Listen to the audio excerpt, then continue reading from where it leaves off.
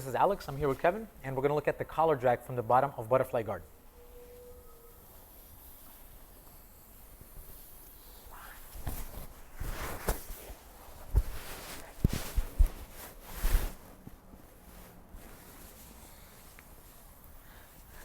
When I'm in my butterfly guard, the biggest difference between the gi and the no gi is going to be my ability to utilize the cross collar grip. The cross collar grip is a really powerful grip because I'm able to break my partner's posture with it. I'm able to pull my partner towards the floor, and I'm also able to threaten submissions from there as well. So as soon as I'm here, I'm going to look to bring my index finger right where his collarbone is. I don't need to go too deep. I especially like to do this when people control both of my pants. From both of my pants, I can look to break those grips, but sometimes while I'm doing that, my partner is already going to be running around me.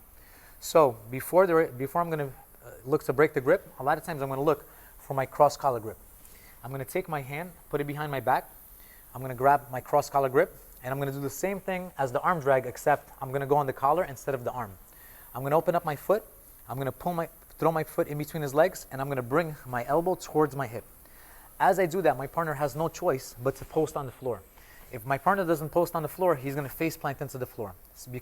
And this move is actually potentially pretty dangerous for that reason. So as I'm doing this, notice my partner has to post. If my partner does not post, again, he would have face planted. I'm going to keep the collar grip, and I'm going to bring my wrist over his. I want to make sure that his hand stays on the floor, and he can't lift and underhook me with that arm or try to bring his hips above mine. I'm going to put my foot onto the floor. I'm going to raise my hip above his, and I'm going to connect my chest to his back, same as I would do in an arm drag. If there's a gap here, I always have the option to dig my hook in. Oftentimes, my partner is going to be shelled up and is not going to give me that space. I'm going to cover their hip with my foot. I'm going to keep my seatbelt. I'm going to force them to do a shoulder roll by using my shoulder behind the back of their head. As they roll over, my partner is going to cover. I'm going to cross my feet over their hip. I'm going to open them up, and I'm going to bring my second hook in. From here, I can start to look to set up my bow and arrow chokes right away. So as soon as I'm here, I'm in my butterfly guard. It doesn't matter if my partner grabs my pants or not, but a lot of times my cue to do this move is going to be when they grab my pants. But we can do this without it too. So as we're here, I can make my grip, post my hand on the floor, open my leg, and I can rev. Notice my partner has to post. I'm going to bring my elbow onto the floor, and my forearm is going to be over their forearm. I'm covering their hips, and I'm going to raise my hips above theirs. Chest goes onto their back. I'm going to find the seatbelt, and I'm posting my foot off the floor. I'm going to use that foot to force them to do a shoulder roll for both of us to fall over. I'm going to cross, open my partner up, bring my second hook. From here, I can look to go for my collar chokes. I can look for my back triangles for control. I can look for rear naked chokes. I can look for different submission options as soon as I'm on my partner's back. Once more. As soon as we're here, they're going to grab both of my pants. As soon as they grab my pants, I need to put this hand on the floor for balance and so that they don't put my back flat onto the floor.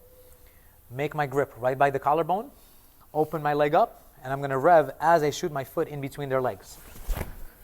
I'm going to cover their hip area, bring myself up, chest goes onto their back, seatbelt, push off, fall over.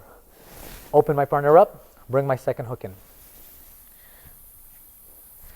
Guys, this move can be potentially dangerous because of the risk of the face plant. So please make sure you're doing it safely. And if it's getting done to you, you have to let go of the grips and you have to brace yourself. Otherwise, you can face plant right into the floor. So do this with caution, and thank you very much.